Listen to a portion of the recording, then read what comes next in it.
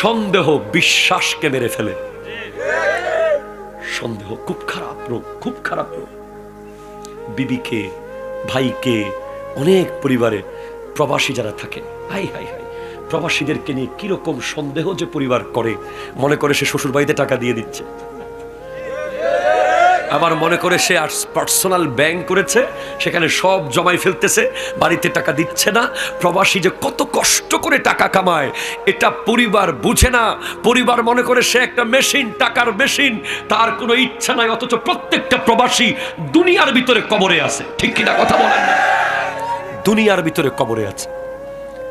তোমার মন চাইলে আলু ভর্তার ডাল রান্না করে মায়ের হাতে খেতে পারো, প্রবাসী পারে না।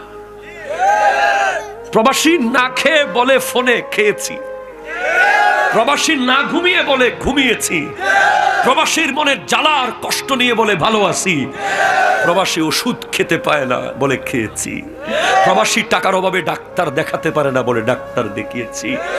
আমাদের প্রবাসী ভাইদের প্রতি যথেষ্ট সন্দেহ করে অনেক বাবা মারা। দরকার নাই সন্দেহ করার।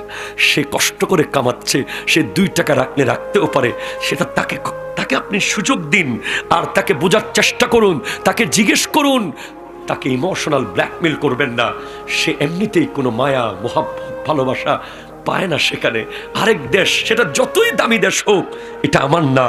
এই বরুড়ার জমিন আমার, ঠিক কিনা কথা বলেন?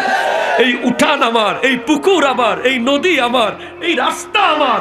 ওখানকার হলিউড, ওই US, America, London, Canada, Japan, Germany যতই হাইফাই হোক, আমার না, আমার না, আমার না, এটা আমার, এটা আমার, এটা।